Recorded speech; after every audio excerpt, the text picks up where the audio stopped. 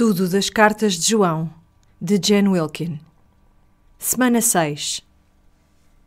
Verdade e erro. Deus é amor. Ora bem, então estamos já a meio do nosso estudo, não é? João tem repetido muitas vezes a mesma ideia e se calhar isso até vos deixou um bocadinho frustradas, mas tem de ser, é a palavra de Deus. E, portanto, temos que a estudar e perceber porque é que algumas ideias são reforçadas, como é o caso das ideias que estão nas cartas de João. Vamos tentar explicar porque é que é importante esta repetição. Falamos sobre como ele introduziu os 3 testes que temos à nossa disposição para perceber se permanecemos nele, se estamos perante falsos mestres, e também o teste da justiça e o teste do amor, se amamos ou não os nossos irmãos, e também o teste da verdade. E na semana passada ele estabeleceu um contraste. O contraste entre a justiça e a falta da lei, não é? A injustiça. Esta semana vai fazer o contraste entre a verdade e o erro, o espírito da verdade e o espírito do erro. Por isso vamos revisitar esse 3º teste e expandir um pouco essas ideias. E ele vai de novo voltar à ideia, à importância do amor. Mas porquê? Porque é que ainda não parámos um bocadinho de falar sobre este tipo de amor que João fala nestas cartas? Temos olhado muitas vezes para esta questão no nosso livro de estudos, este tema volta, vez após vez, e eu sei que neste estudo também temos usado e abusado dos lápis de cor, das canetas de cor. Quem olhe para o nosso livro de estudos já vai ficar a pensar o que é que será que nós estamos a fazer. É um bocadinho ridículo quase a quantidade de cores que o livro nos apresenta. Mas João, para ele isto é uma questão muito séria. Percebemos porque é que ele está a discutir as mesmas coisas vez após vez, mas sob perspectivas ligeiramente diferentes. Nesta semana é a semana do amor e vamos perceber como para João é tão importante que nós entendamos o que é este amor. Ele quer mesmo que nós percebamos isto. E nesta semana vamos ver então como é que tudo isto encaixa. Então, de cada vez que nós recebemos uma lista de instruções ou que a damos a alguém, por exemplo, se dissermos ao nosso marido, eu preciso que tu apares a relva, que leves o lixo e também que dês de comer ao cão às 3 da tarde. E se calhar, se mais tarde voltarmos e dissermos, olha, não te esqueças de dar de comer ao cão às 3 horas, ok? Porque essa é de facto a coisa mais importante. Porquê? Porque há um ser vivo que depende dele e é importante, portanto, que ele se lembre dessa indicação. Essa é a indicação mais importante das 3 que nós lhe demos. E por isso nós iríamos reiterar o nosso ponto mais importante. E é exatamente isso que João faz quando volta à questão do amor. Por isso, a semana passada nós terminamos no capítulo 3 e olhámos para o versículo 24, que é uma espécie de um versículo de transição para o capítulo 4. Neste versículo ele diz, aquele que obedece aos mandamentos de Deus permanece em Deus e Deus nele. E sabemos que Deus está em nós graças ao Espírito que Ele nos deu. E depois vai transicionar para esta ideia de que Ele nos deu este espírito e este contraste entre o espírito da verdade e o espírito do erro. Então, o capítulo 4 começa com o termo queridos amigos. Faz sentido, não é? Que ele utiliza este termo para abordar a questão do amor. A importância de amarmos os outros e de amarmos a Deus. E ele identifica este tipo de amor como sendo parte da obediência até que nós devemos ao próprio Deus. Por isso, queridos amigos, não deem crédito a qualquer espírito, mas verifiquem se os espíritos são de Deus, porque há muitos falsos profetas espalhados pelo mundo. Portanto, ele diz, não acreditem em todos os espíritos, mas testem os espíritos das pessoas que se aproximam de vós. Eu acho que há uma questão importante que dificulta o diagnóstico de quem é um verdadeiro mestre ou um falso mestre, porque de facto reconheçamos que há gente que é muito convincente nos seus argumentos, não é? Portanto, quando ouvimos alguém a falar, por exemplo, se é uma pessoa muito carismática, é um termo que usamos frequentemente. Esta palavra carismática vem do espírito dessa comunicação. Na verdade, quando nós utilizamos esse termo, comumente, não nos estamos a referir a nenhum espírito em específico. Podemos dizer isto acerca de um candidato presidencial ou acerca de qualquer pessoa que tenha um púlpito. Dizemos que é uma pessoa com uma personalidade magnética ou com muito carisma naquilo que faz, na maneira como transmite a sua mensagem. É isso que nós queremos dizer. É o significado por trás da palavra carismático. É com muito espírito. E João está a apontar-nos para esta ideia. Não se deixem enganar por esta impressão de que alguém está a comunicar pelo Espírito Santo, quando até pode ser que eles tenham o espírito do anticristo. Eles estão a dizer coisas e dizem coisas com tanta autoridade e tanto vigor que é fácil confundir isto com o espírito da verdade. Por isso eu penso Penso em quão receptivas nós somos a argumentos convincentes. Muitas vezes, nas argumentações dos falsos mestres, não é muito difícil encontrar, por exemplo, as mesmas afirmações que vemos na publicidade. Vou dar-vos o exemplo da cosmética. Nós queremos mesmo acreditar que um batom vai mudar as nossas vidas. Eu sou tão suscetível a isto como qualquer uma de vós. Quando eu entro no Continente, porque eu tenho gostos muito caros, e quando vejo aquela parede cheinha de produtos de cosmética, eu penso, este é o meu momento. Eu vou sair daqui mudada. E todas aquelas coisas que eles dizem que vai fazer com que tu pareças mais nova e que a tua face vai brilhar e que vai destacar os teus malares e, enfim, seja lá o que for que eles dizem. E tu dizes, sim, eu acho mesmo que é isso que vai acontecer se eu comprar este batom. Não há nada de novo neste discurso, pois não, nem nos produtos que eles nos oferecem, mas eles fazem com que pareça que vai mudar alguma coisa na nossa vida, que isto vai ser uma solução rápida e eficaz. É o mesmo tipo de mensagem que nós ouvimos de um falso mestre, que há uma maneira mais fácil de chegares ao teu objetivo, que há uma magia, qualquer processo mais fácil de chegar à transformação. E isto é muito parecido com aquilo que os gnósticos diziam. Eles diziam, há uma maneira mística pela qual tu podes ligar-te a Deus e o teu corpo físico é uma coisa que está quebrada está contaminado. Por isso não se trata do teu corpo físico, tem tudo a ver com o teu espírito. Alguns gnósticos até acreditavam que porque o corpo era uma coisa má, era uma coisa maléfica até, então não importava aquilo que nós fazíamos com o corpo. Faz aquilo que te der na veneta, porque, na verdade, o que interessa é a tua vida interior. Isto parece-vos bem? Parece muito bem ao homem caído. Parece um modo fácil de sermos espirituais, sem termos de obedecer a nenhum mandamento de Deus, sem termos de nos aproximar mais da verdade. Por isso, vejam o que João quer dizer a seguir, no versículo 2. É assim que podem reconhecer, novamente esta ligação com o verbo conhecer do gnosticismo, se alguém tem o Espírito de Deus. Todo aquele que confessar que Jesus Cristo se fez homem, portanto, veio na carne, é de Deus. Mas todo aquele que não confessa isto acerca de Jesus não é de Deus. Este é o espírito do anticristo de quem ouviram dizer que havia de vir. Pois bem, ele já está no mundo.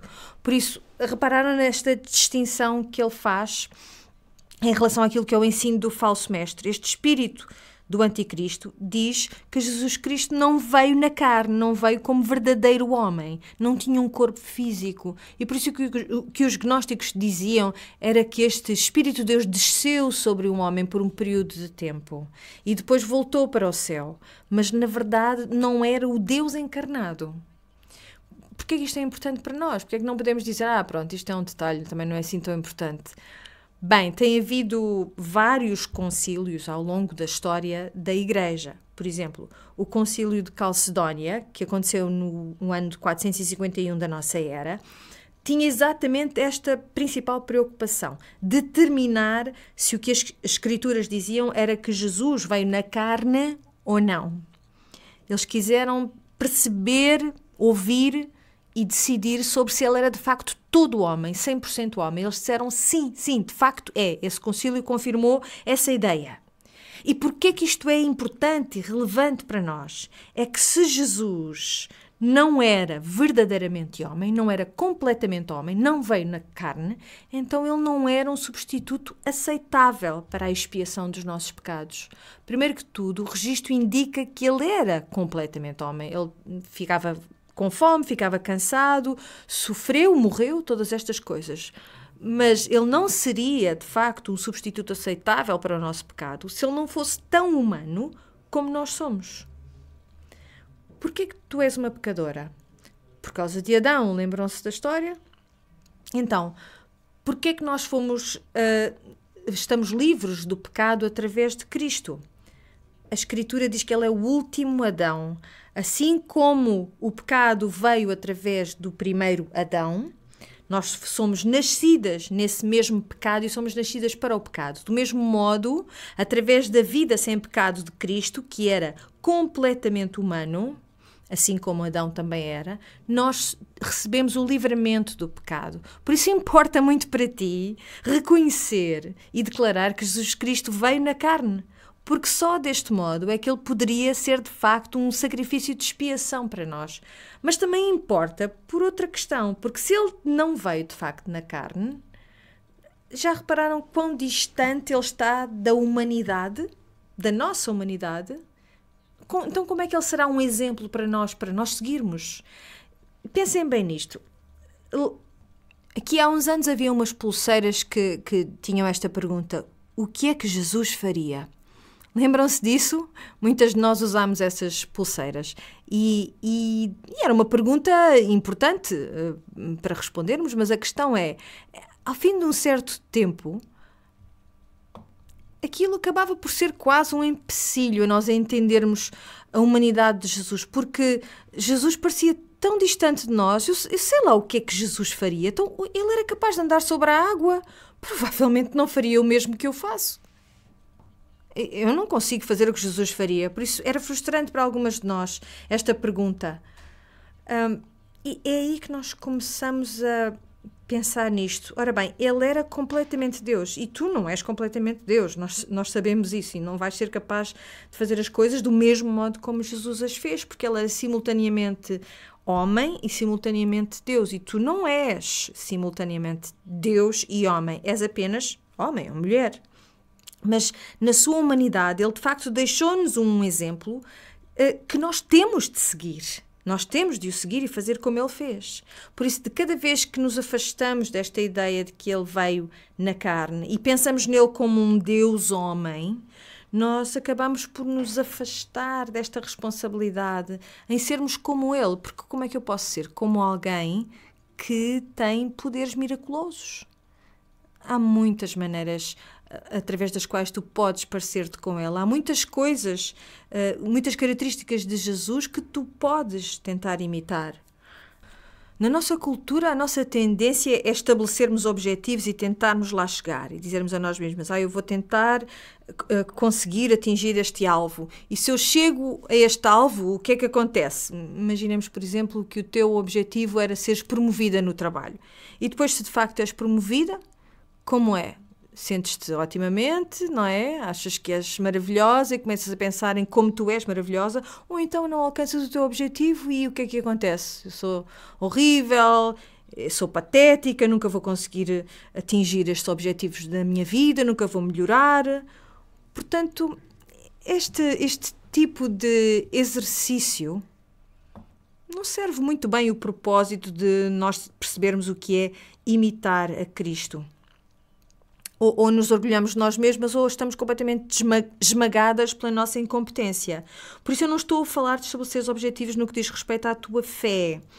Eu estou a falar de tu teres um padrão de santidade, que é a vida de Cristo. E isso é uma coisa completamente diferente, porque o que isto quer dizer é que eu vivo do modo como Jesus viveu e eu comparo-me ao modo como Jesus viveu, como o Tiago diz, é como olhar para um espelho, não é? E vou fazendo ajustes, de modo a assemelhar-me mais à imagem de Cristo. Será que alguma vez nos tornamos iguais a Ele? Não, é um padrão que não conseguimos atingir, mas é algo que está lá sempre, a indicar-te o caminho, a dizer-te por onde deves seguir. E mesmo que tu falhes, nunca sentes que estás completamente excluída do processo. É só pedir ao Senhor que te dê graça para o próximo passo que tu tens de dar. Por isso, quando nós dizemos, ele era Deus, sim, e tinha um aspecto de ser homem, com certeza, e tinha características de homem, mas quando fazemos isto, o que nós pretendemos mesmo fazer é dar-nos uma desculpa para não querermos, nem sequer tentarmos ser como ele. Mas a Escritura diz que ele era completamente humano e por causa disso ele pôde identificar-se connosco. Ele pôde identificar-se connosco como seres humanos e nós podemos olhar para ele como nosso exemplo. É um teste muito importante, este de reconhecermos que Jesus era completamente homem, que veio na carne. Também é muito importante reconhecer que ele era completamente Deus. Porque se ele não era completamente Deus, então não foi o sacrifício perfeito. Que tipo de sacrifício é que era requerido do Cordeiro da Páscoa? Ele tinha que ser sem mácula, sem nenhum defeito. E porque ele é de facto Deus e se manteve livre de pecado durante todo o tempo que esteve aqui conosco, durante esses 33 anos da sua existência aqui, ele tornou-se no sacrifício perfeito. Ele tem de ser completamente homem e completamente Deus. No versículo 4 diz assim: meus filhos, e prestem atenção porque os pronomes são importantes e há uma ênfase nos pronomes que talvez não tenha sido evidente para vós quando responderam às perguntas do nosso caderno de estudos. Diz: meus filhos, vocês são de Deus e venceram os falsos profetas, porque aquele que vive em vocês é mais forte do que aquele que está nos que são do mundo. Por que é importante o uso destes pronomes? Aqueles que têm o espírito do anticristo são aqueles que estão no mundo. Nós já conseguimos superar estes espíritos do anticristo porque é maior aquele que está em nós do que aquele que está no mundo, do que o anticristo. Isto são boas notícias, porque na semana passada nós percebemos que aquele que está em nós também é maior do que o quê? Do que os nossos corações que nos condenam. Lembram-se disso? Ele é maior do que os nossos corações. E esta semana vamos perceber que ele é maior do que aqueles que têm o espírito do anticristo. Como é que nós vamos conseguir vencer estes falsos profetas? Vamos conseguir vencer os falsos profetas por causa do espírito que está em nós e que nos aponta para a verdade daquilo que a Escritura testifica. E já vamos ver um pouco mais o que isto quer dizer.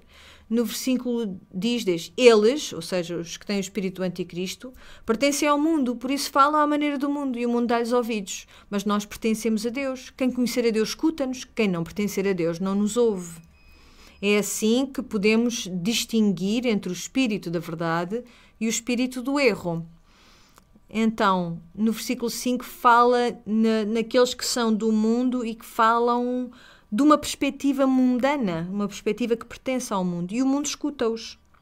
Por isso, uma das coisas das quais nós podemos estar certas acerca de um falso mestre é que ele terá um séquito ávido, uma quantidade de seguidores que querem ouvir o que eles têm para dizer.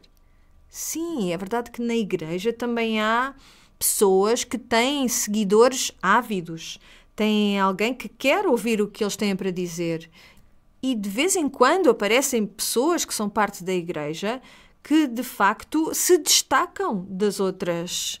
Alguém que conseguiu chegar, vamos dizer, à Hollywood cristã, talvez tenha sido um falso mestre, pensam alguns, porque não é suposto sermos odiados neste mundo, não é suposto sermos rejeitados neste mundo. Sim, é suposto sermos rejeitados pelo mundo, mas não pela própria igreja. Se somos aprovados pela igreja, pelos outros crentes, não quer dizer que sejamos falsos mestres.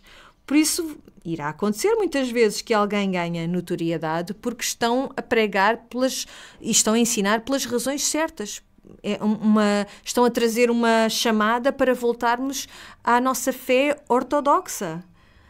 E isso ressoa nos nossos corações e atrai as pessoas de fé. Por isso não podemos dizer que só porque alguém é popular, essa pessoa está a ensinar em erro.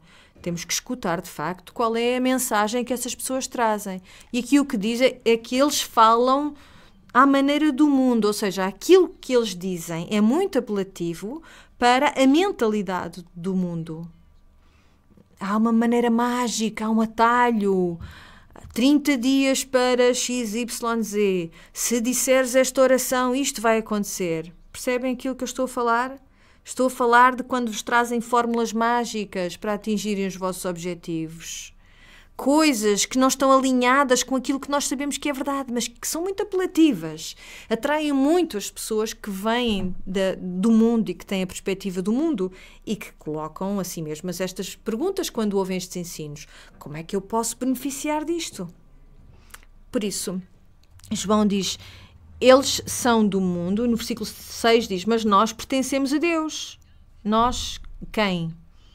É o nós que se refere aos do primeiro capítulo desta carta, da primeira carta de João, do versículo 1 ao versículo 4. Aqueles que testificaram em primeira mão, que viram, que tocaram, que escutaram o próprio Jesus. Nós, os apóstolos. Mas eu não conheço a João, eu não conheço a Mateus, eu não conheço a Pedro. Será que não conhecemos? Será que não temos o seu testemunho aqui mesmo perante nós? Como é que nós podemos discernir entre o espírito do anticristo e o espírito do Senhor? Nós apelamos ao testemunho apostólico como ele é visto nas Escrituras, como ele é retratado nas Escrituras. Temos que saber aquilo que a Bíblia nos diz acerca de quem Jesus é, acerca da encarnação, o que era esta encarnação, que mensagens é que o mundo nos traz e que mensagens é que o Senhor nos traz. E se não sabemos discernir, então vamos ser como o resto do mundo e vamos perguntar, mas que benefícios é que isto me traz a mim?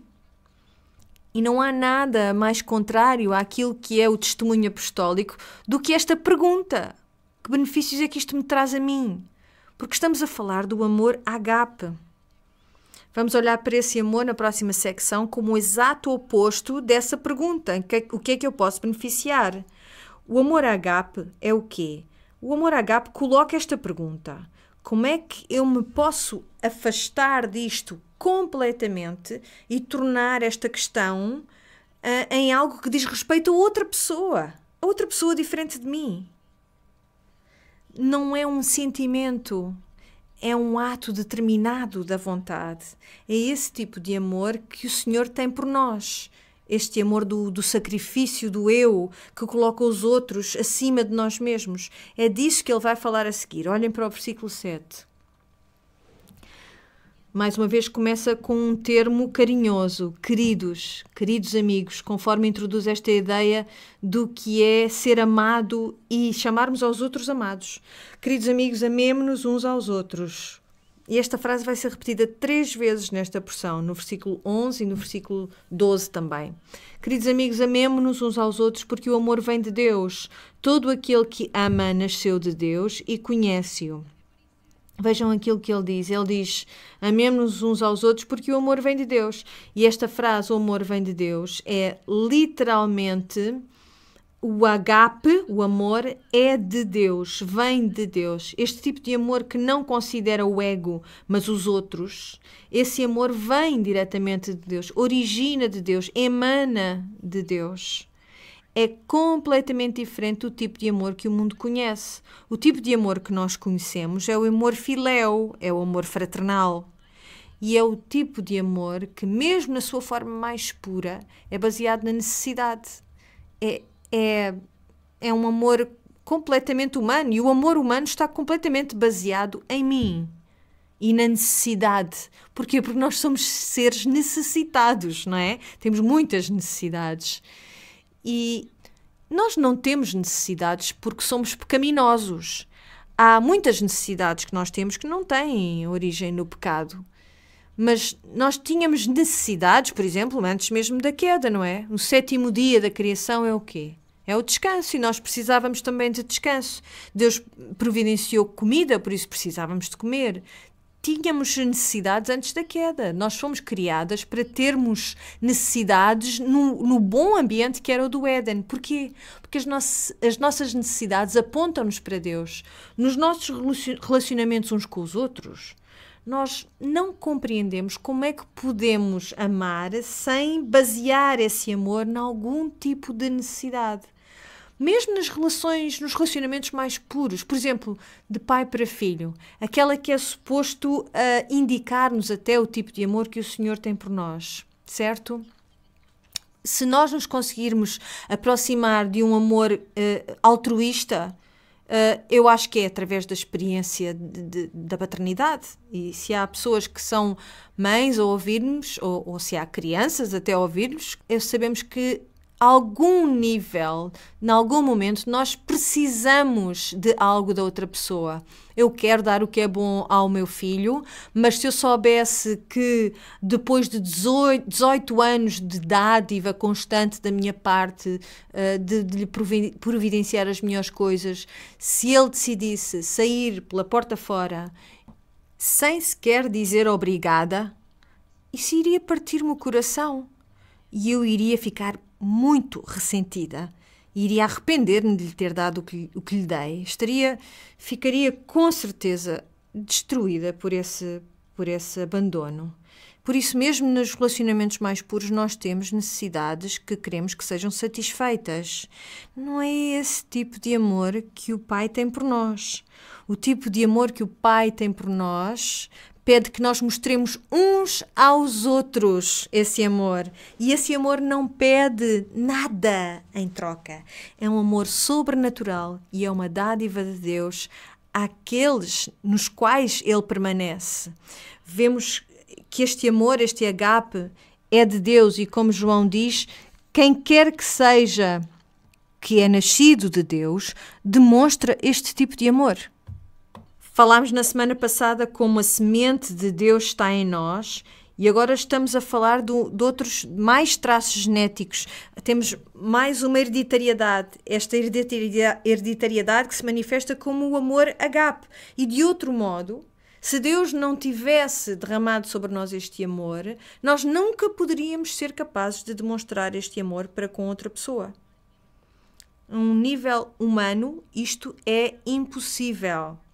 Mas agora podemos fazê-lo porque temos a hereditariedade do nosso Pai do Céu.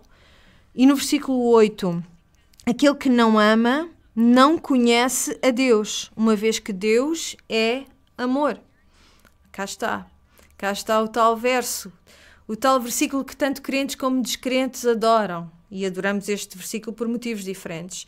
Porquê é que as pessoas que nem sequer são crentes gostam tanto deste amor e estão sempre a citá-lo? Porque querem que o que isto queira dizer é Deus é isto, portanto não é aquilo. E o que é o aquilo? Eu quero que Deus seja um Deus de amor. Não quero que Deus seja um Deus de ira. Pois é, justiça. Eu não quero que seja esse Deus, porque na mentalidade do descrente ele não consegue perceber como é que um Deus pode ser ao mesmo tempo amoroso e também que tenha ira. Nós falámos sobre os atributos de Deus já várias vezes e nós sabemos que Deus é um Deus de ira. Ira para com todo o pecado, todo o tipo de pecado. Deus odeia o pecado. Por isso, é bem certo, é justo que ele tenha ira para com o pecado. Enquanto crente, no entanto, para onde é que é direcionada essa ira? Para ti? Não. Para Cristo. Isto é tão importante para nós.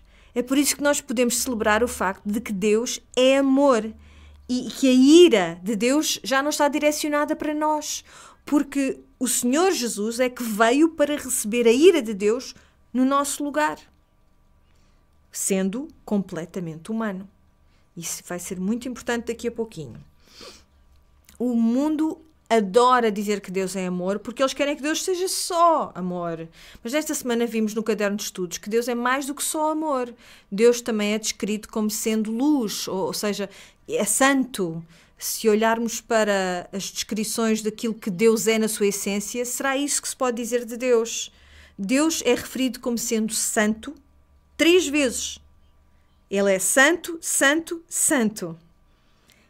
É o seu atributo mais importante, porque quer dizer que ele é separado da escuridão, separado do pecado, como João nos faz também notar. Por isso vemos que Deus é luz, e vemos que Deus é amor, e vemos que Deus é espírito. Só nesta semana vimos estes 3 atributos. E se olharmos para a Escritura, vemos também que ele é misericordioso, que é justo, que é longânimo, que é muitas coisas, tudo ao mesmo tempo. Todos estes atributos trabalham em conjunto e nós não podemos escolher qual é aquele que nos é mais agradável. Quando escolhemos um apenas para nos focarmos, é como se estivéssemos a dizer que os outros não são para nós. Não são para nós. E o que é que nós acabamos de fazer quando fazemos isso? Quebramos o 2º mandamento. Não farás imagens de ídolos. Porque com este Deus que é feito à nossa medida, a partir das coisas que mais nos agradam, o que é que nós estamos a fazer? Isto é um ídolo. Por isso algumas de nós cresceram com a ideia de que um Deus de ira é uma ideia que exclui o Deus de amor. E é uma ideia muito apelativa, esta ideia de que se Deus é amor, então não pode ser um Deus de ira. E adoramos esta imagem do Deus muito amoroso, mas não adoramos assim tanto a imagem do Deus que é justo e que, portanto, tem ira. Por isso tornamos casuais na nossa abordagem de Deus. Por isso temos sempre de viver nesta tensão entre aquilo que quer dizer ter temor ao Senhor e também o que quer dizer amar o Senhor. Como é que estas duas coisas funcionam, as duas juntas? E já voltamos a esta ideia. Diz então nos versículos 7 e 8, já lemos: aquele que não ama não conhece a Deus, uma vez que Deus é amor. Foi assim que Deus mostrou o seu amor por nós. Enviou o seu Filho único ao mundo para recebermos a vida por meio dele. Como é que o amor de Deus se manifestou? Manifestou-se na cruz, manifestou-se naquilo que é visível para nós, naquilo que pode ser conhecido por nós. Vimos este amor agape em ação na cruz. Deus enviou o seu único Filho ao mundo. E diz no versículo 10, esse amor consiste nisto: não fomos nós que amamos a Deus, mas foi Ele que nos amou e nos enviou o seu Filho para ser, a tal palavra, sacrifício de expiação pelos nossos pecados. Ou seja, enviou o seu Filho para ser aquele que satisfaz a ira de Deus pelos nossos pecados. Como é que ele faz isto? Esta palavra expiação aparece noutros lugares do Novo Testamento e a palavra, o étimo grego desta palavra, o que é que isto quer dizer? Quer dizer o trono da misericórdia. Lembram-se de falarmos sobre o trono de misericórdia noutros estudos? Sobre, por exemplo, como os sacerdotes tinham que trazer a cada ano o sangue do sacrifício e salpicá-lo no trono da misericórdia para expiar os pecados do povo. Jesus é o nosso trono da misericórdia, na carne. Alguma vez ouviram a parábola do fariseu e do cobrador de impostos? Aquela em que o fariseu estava a orar no templo e dizia: ai, obrigado, meu Deus, por não me fizeste um pecador. E o cobrador de impostos, que vem ao templo, tanto quanto sabemos, sem uma oferta, sem trazer uma oferta, talvez porque não tivesse os meios para trazer essa oferta, mas seja como for, não faz nenhuma diferença. Ele está ali de mãos vazias perante o Senhor e ora: Senhor, tem misericórdia de mim, um pecador. Sabem o que é que essa palavra é? Tem misericórdia de mim? É uma forma verbal desse mesmo termo, do trono da misericórdia. O que quer dizer aquilo que ele diz a Deus é literalmente isto: Senhor, fica sentado no trono da misericórdia quando me julgares. Eu, o pecador. Entre Deus e o pecador está o quê? Está Cristo, o nosso trono da misericórdia, que vive para interceder por nós. E Jesus conta-nos esta história e fala intencionalmente para nos pintar este quadro daquilo que quer dizer ter uma propiciação para os nossos pecados, ser aquele que satisfaz a ira de Deus. Ele é o nosso trono da misericórdia. No versículo 11 diz: queridos amigos, se Deus nos amou desta maneira, também nós devemos amar-nos uns aos outros. É a segunda menção a esta obrigação. Nunca ninguém viu Deus. Versículo 12. Se nós nos amarmos uns aos outros, terceira menção, Deus está em nós e o seu amor realiza-se de forma perfeita na nossa vida. Escutem esta afirmação incrível que ele fez. Ele acabou de nos dizer que assim como o amor de Deus se manifestou para nós, tornou-se visível para nós, quando Cristo vai para a cruz, do mesmo modo o amor de Deus se manifesta através de nós, quando nós nos amamos uns aos outros.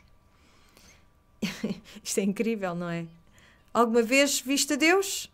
Não. Vimos isto no nosso caderno de estudos, porque o que aconteceria se tu visses a Deus? Morrerias, não é? Não há nada a fazer. Morreríamos. Nunca ninguém viu a Deus, mas se nós nos amarmos uns aos outros, o Senhor está em nós, o seu amor é aperfeiçoado em nós. Aperfeiçoado quer dizer perfeito mesmo, sem nenhuma falha? Não, quer dizer maduro, completo. Como é que nós sabemos se este amor se amadureceu em nós? Sabemos se ele se manifestar de tal modo que se torne visível, mesmo para um mundo perdido e em queda, que seja visível que o amor que nós partilhamos entre nós, enquanto irmãos, se esse amor se tornar algo que aponta para o nosso Deus. Este amor ágape é completamente diferente do amor do mundo. Não há nada que beneficie aquele que nos ama neste amor. O entendimento de Deus não está neles, eles não têm essa referência. Mas quando nós demonstramos este tipo de amor uns para com os outros, as pessoas ficam espantadas. Eu acho que uma das questões que ainda faz mais confusão mesmo às pessoas que estão de fora é o amor que nós podemos demonstrar num casamento cristão. Quando duas pessoas estão num amor cristão e têm um amor profundo um pelo outro que tem tanto a ver com sacrifício, porque reparem, quando o casamento cristão está a funcionar como é suposto, é uma anomalia.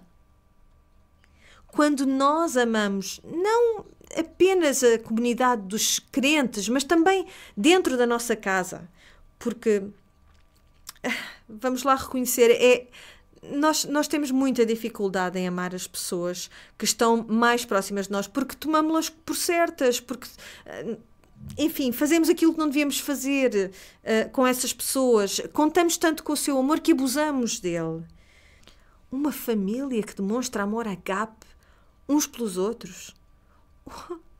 O mundo nem sequer sabe como catalogar este tipo de amor. Mas o amor de Deus manifesta-se assim perante eles, de um modo como eles nunca poderiam ter visto de outra maneira, noutro lugar. Vejam que nos versículos do 7 ao 8, vemos que os versículos falam de que membro da Trindade. Portanto, vemos que este é Deus o Pai, não é? Ele está a referir-se a Deus Pai. Isto é tudo referências a Deus Pai. Mas agora vejam do 9 ao 11. Foi assim que Deus mostrou o seu amor por nós. Enviou o seu Filho único ao mundo para recebermos a vida por meio dele. E esse amor consiste nisto. Não fomos nós que amámos a Deus, mas foi Ele, o seu Filho, que nos amou. Foi Ele, Pai, que nos amou e nos enviou o seu Filho para ser sacrifício de expiação pelos nossos pecados. Portanto, do 9 ao 11 é Deus Filho. Depois do 11 ao 12 vemos, queridos amigos, se Deus nos amou desta maneira, também nós devemos amar-nos uns aos outros. Nunca ninguém viu Deus. Se nós nos amarmos uns aos outros, Deus está em nós e o seu amor realiza-se de forma perfeita na nossa vida. A prova de sabermos que vivemos em Deus e Deus está em nós é que Ele nos concedeu participar do seu Espírito, no versículo 13. Portanto, aqui vemos Deus Espírito Santo. Então, as três pessoas da Trindade interagem contigo através deste amor ágape. Tu tens de amar os outros como tens sido amada. E voltando ao versículo 13, a prova de sabermos que vivemos em Deus e Deus em nós é que Ele nos concedeu participar do seu Espírito. E mais uma vez vamos ter a tripla repetição. Nós vivemos em Deus e Deus em nós. Vai aparecer de novo no versículo 16, no versículo 15 e 16. Nós vimos e damos testemunho de que o Pai enviou o seu Filho para ser o Salvador do mundo. Todo aquele que confessar que Jesus é o Filho de Deus, Deus vive nele e ele em Deus. Portanto, ele aqui, João está a afirmar a divindade de Jesus. Temos também a terceira repetição, Deus vive nele e ele em Deus. Então, este amor agape que Deus tem por nós é a própria definição de Deus. Deus é agape. Nós sabemos e acreditamos que Deus nos ama. Deus é amor. Aquele que vive no amor permanece em Deus e Deus nele. Deste modo, o amor de Deus torna-se perfeito em nós, a fim de termos confiança para o dia do juízo, pois tal como Ele é, também nós somos neste mundo. E, mais uma vez, voltamos a esta palavra, confiança no dia do juízo. Porque tal como Ele é, também nós somos neste mundo. Por isso, este aperfeiçoar, este completar, esta maturidade do nosso amor, a nossa compreensão de agape aprofunda-se conforme nós começamos também a perceber melhor que podemos ter confiança no dia de juízo. Na semana passada falámos nisto. Como é que seria estarmos perante o trono de Deus no dia de juízo final e ouvirmos todos os nossos pecados a serem relatados? Mas nós podemos ter confiança, porque nós sabemos que o nosso Pai Celestial nos ama e que Ele é um Deus de ira, mas que a nossa ira não está dirigida a nós, mas sim a Cristo. Por isso temos confiança nesse dia de juízo, porque o facto da ira de Deus ter sido derramada sobre Jesus é a máxima demonstração desse amor agape que Deus tem por nós. Por isso podemos ter confiança. Eu espero que alguém tenha posto um ponto de interrogação a seguir a esta afirmação, porque tal como Ele é, também nós somos neste mundo. Ele quem? Ele, Cristo, o Filho de Deus. Por isso, assim como Ele é Filho de Deus, também nós somos filhos de Deus neste mundo. Certo? Nós somos como Ele, nós somos filhos do nosso Pai, nós temos a semente do Pai dentro de nós, em nós, e temos este amor agape também, que está no Filho e, portanto, também está em nós. Portanto, estamos neste mundo, mas não pertencemos ao mundo. E no versículo 18, o amor não conhece o medo. O amor verdadeiro afasta o medo. Quem tem medo receia o castigo, e por isso quem tem medo não é perfeito no amor. Boas notícias! Porque agora já sabemos que nenhuma de nós tem de ter medo, certo? O medo é uma questão muito importante para nós. Nós temos todo o tipo de medos. E como é que é suposto nós reconciliarmos esta ideia de que não há medo em agape com um versículo, por exemplo, como aquele que diz: o temor ao Senhor é o princípio da sabedoria? Que tipo de temor é este? É um temor, o temor tem reverência, é um medo que tem reverência, é um reconhecimento de que Deus é santo, é transcendental. E por isso, isto justapõe-se à ideia de que Deus é amor. Deus é um Deus elevado, é um Deus santo. E quando nós acreditamos que Deus é só um Deus de amor e mais nada, tornamos demasiado confortáveis com este Deus. E esquecemos que temos de obedecer aos seus mandamentos como mostra do nosso afeto por Ele. E quando acreditamos demasiado que Ele é um Deus distante de nós, então começamos a ter medo. Medo de que um Deus santo nos possa rejeitar no final de tudo. Mas nós temos de compreender que Ele é ambas as coisas. Ambas as coisas são para o nosso bem. Como Isaías, nós podemos dizer: ai de mim, sou um homem de lábios impuros. Mas João diz-nos: espera, Deus é um Deus de amor agape. E esta é a tensão que nós temos de sentir, querermos agradar a Deus e também acreditar que Ele se agrada em nós. Não há medo, diz João. O amor afasta o medo. Quando olhamos para esse versículo, aquele que eu já citei, o temor ao Senhor é o princípio da sabedoria, e contrapusermos a esse versículo, se apusermos o seu oposto, ou seja, o temor aos homens é o princípio de quê? O que é que diriam? Da tolice. Escutem bem. O medo daquilo que os outros pensam de ti, o medo daquilo que os outros vão aceitar ou rejeitar em ti, tu seres ou não suficientemente boa para a pessoa que está ao teu lado, a pessoa que te educou, a pessoa com quem tu te casaste, a pessoa a quem tu deste à luz ou a pessoa com quem trabalhas. O medo de que sejas rejeitado ou aceite, esse é o princípio da tolice. Tu só precisas de ser aprovada por Deus. E Deus não precisa de absolutamente de nada de ti. É esse o amor que Deus tem, esse amor agape. Ele não precisa de nada de ti. E isto deve ser motivo de alegria para ti. Porquê? Porque se Ele precisasse, minhas queridas, nós iríamos falhar. Nós iríamos desapontá-lo. Se o seu amor exigisse o que quer que seja de nós, de modo a permanecer em nós, mais cedo ou mais tarde, nós iríamos fazer a asneira. A grande segurança, a confiança na nossa salvação, esta confiança que nós podemos ter perante o trono, é de que o seu amor não depende de nenhum modo de nada daquilo que eu faça. Ele derrama esse amor de acordo com o seu prazer, o seu desejo. Não tem nada a ver com aquilo que tu faças. O amor agape afasta todo o medo, porque quando temos este amor, nós começamos a compreender que não se trata daquilo que eu lhe possa dar a Deus. Nunca foi acerca daquilo que eu posso dar a Deus, nem nunca poderia ser. Graças a Deus, aleluia! Porque o medo tem a ver com o castigo. E quem receia o castigo, diz João, quem tem medo não é perfeito no amor. Mas será que não há disciplina neste amor de Deus? Mas não é suposto teres medo dessa disciplina. Porque essa disciplina de Deus provém do seu amor. É desagradável, sim. Na carta aos Hebreus fala nisso o autor. Diz que é desagradável por um tempo. Mas ainda assim é a expressão de um amor de Deus que não requer nada de ti. Não exige nada de ti. Ele está a querer corrigir-te por amor. Versículo 19. Nós amamos porque Deus nos amou primeiro. Se alguém diz que ama a Deus, mas tem ódio ao seu irmão, é um mentiroso. Aquele que não ama o seu irmão, a quem vê, como pode amar a Deus a quem não vê? O mandamento que Jesus nos deixou é este. Aquele que ama a Deus deve também amar o seu irmão. Isto é uma coisa muito importante para nós. Por outras palavras, se nós pudéssemos entender o amor que esse Deus invisível tem por nós, então o amor pelo nosso irmão que é visível deveria ser fácil para nós. Devia ser fácil. Eles estão mesmo ali. Consegues vê-la, consegues olhar para ela, consegues ver as necessidades que aquela pessoa tem.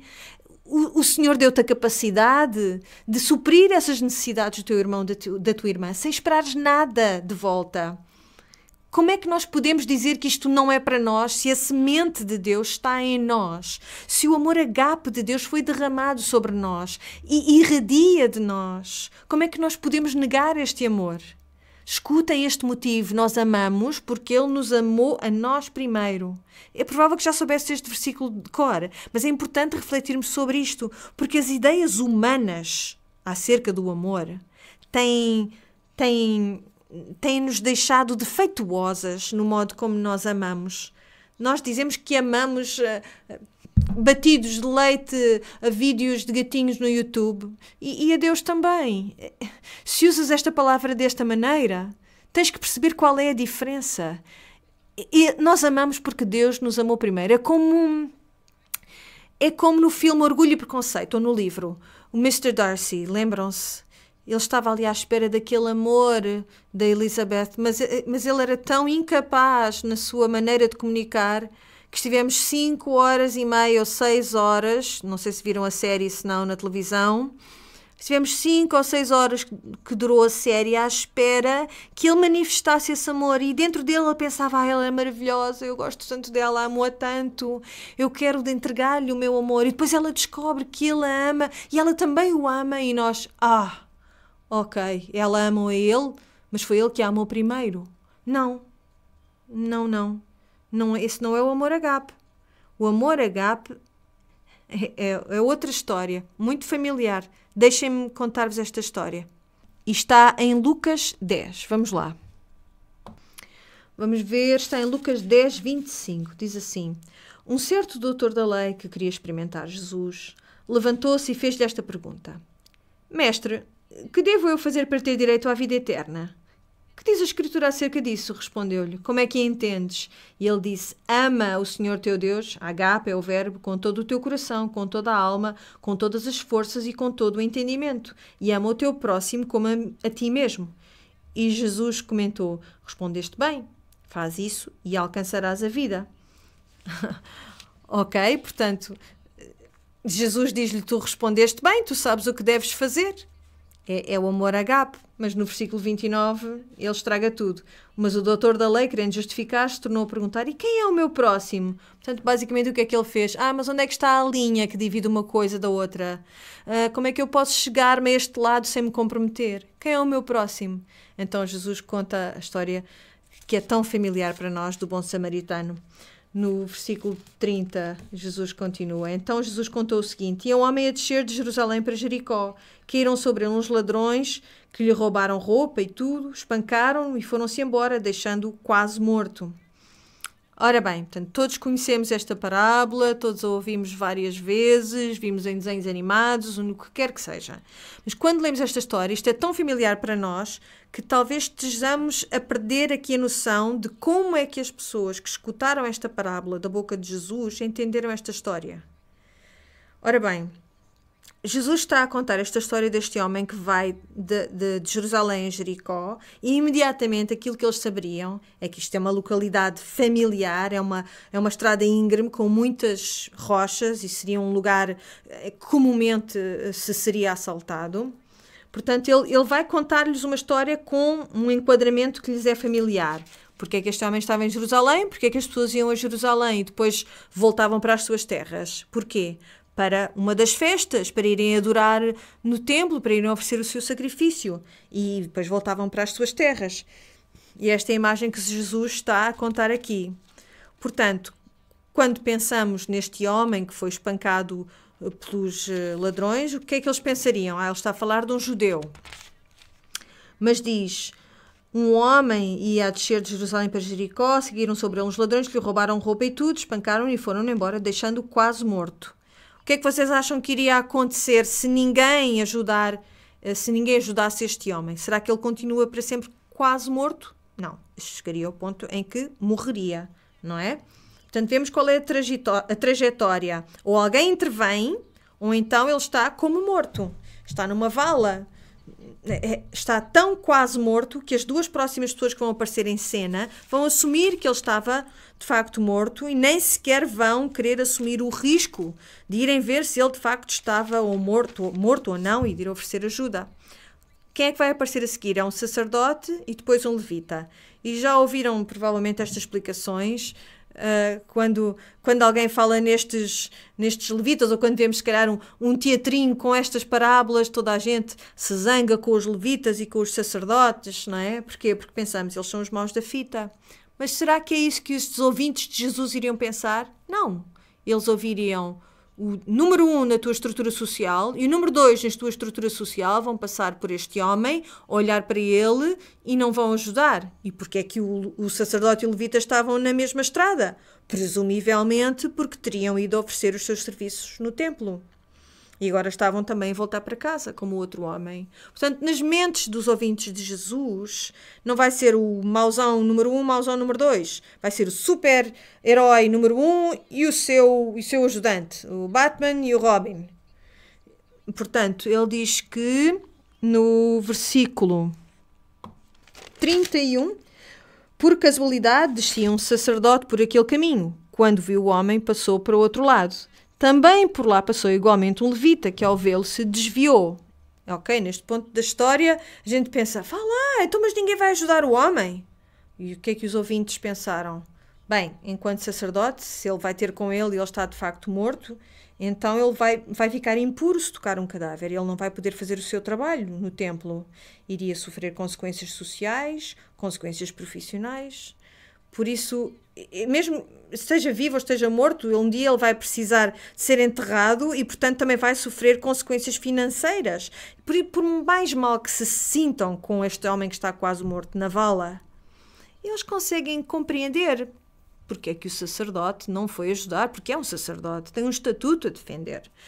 E depois aparece o levita, aparece o Robin, mesma coisa, ao vê-lo se desviou. Mesma coisa. E o terceiro, quem é? Entretanto, um samaritano que ia de viagem passou junto dele e ao vê-lo sentiu compaixão. Ok, se calhar para ti que estás a ouvir a história, tu achas que o samaritano é o bom da fita, não é? Assim que o identificas, mas o que é que o que é que a gente sabe que os ouvintes de Jesus pensavam sobre os samaritanos?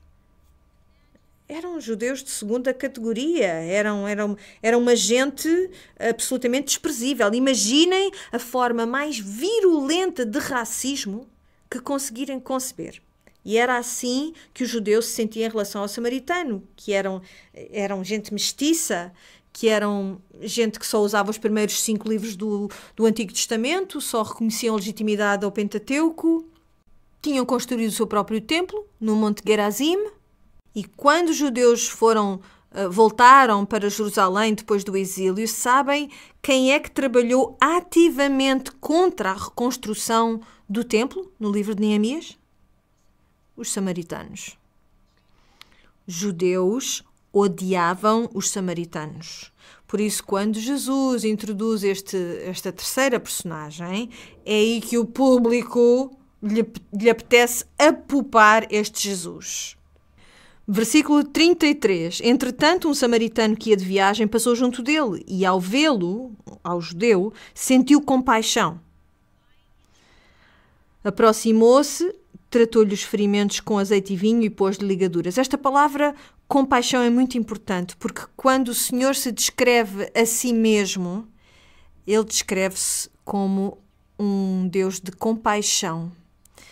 E diz ainda, aproximou-se, tratou-lhe os ferimentos com azeite e vinho e pôs-lhe ligaduras. Por isso isto não é um homem qualquer, não é um homem que não estivesse preparado para ajudar os outros. Ele até tinha medicamentos da altura para tratar as feridas daquele homem. Depois colocou-o em cima do seu jumento, portanto tem um jumento, repararam que os outros iam a pé, portanto isto parece ser uma pessoa que tem alguma riqueza pessoal.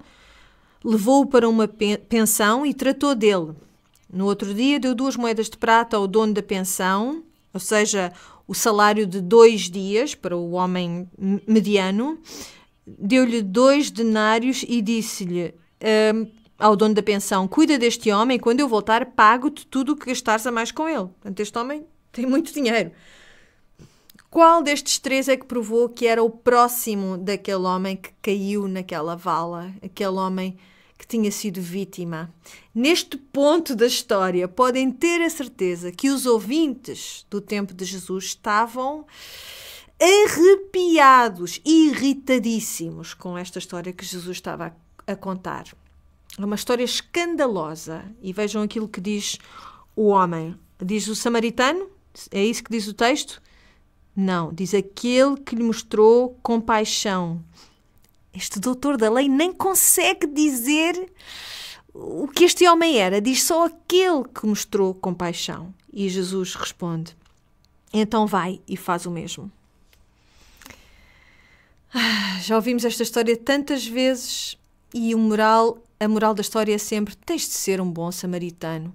Vai tratar os outros do modo como sabes que deves tratar. Mas esta história tem a ver com o quê? Com esta ideia de como nós devemos amar porque Ele nos amou primeiro.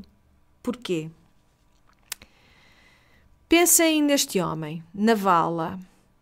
Pensem que se ninguém intervier, este homem está como morto. Este homem é como se já tivesse morrido, se ninguém o ajudar. É-lhe oferecido ajuda por aquele que tem sido rejeitado pelos judeus, aquele que vem e traz cura para este homem, que providencia às suas necessidades, deixa um depósito até para que continue a ser cuidado enquanto ele está fora. Vai-se embora, mas promete voltar e pagar as dívidas daquela pessoa, daquele judeu. Quem é o bom samaritano? Irmãs, nós somos o homem na vala. Aqueles que, à parte da intervenção divina do próprio Cristo, teriam morrido uma morte espiritual.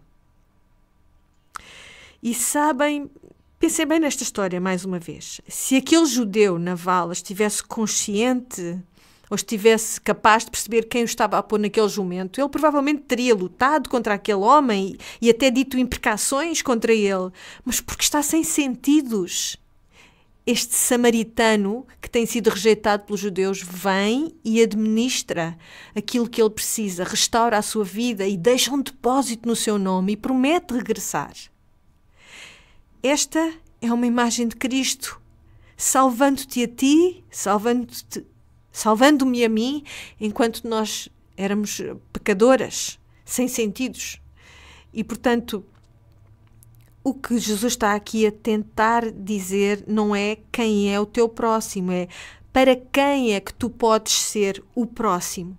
Para quem é que tu podes ser o recipiente, aquele que traz o azeite e o vinho para curar as feridas. Quem é que vai ser o recipiente do amor e do cuidado e vai receber o repósito do Espírito Santo e que espera até Cristo voltar?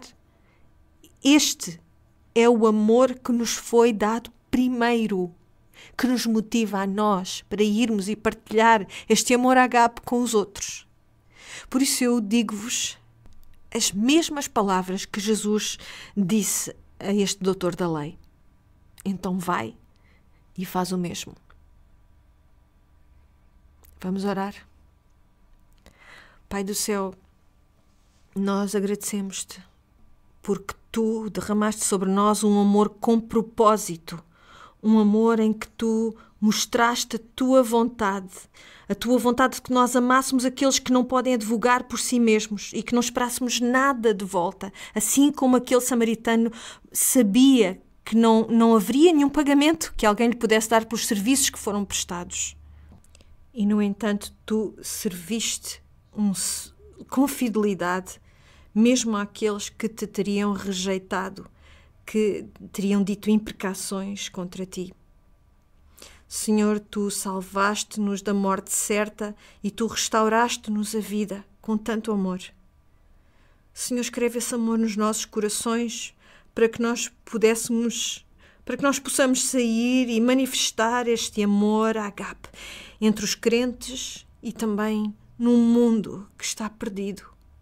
Senhor, que esse amor possa ser manifesto em nós. No nome de Jesus. Amém.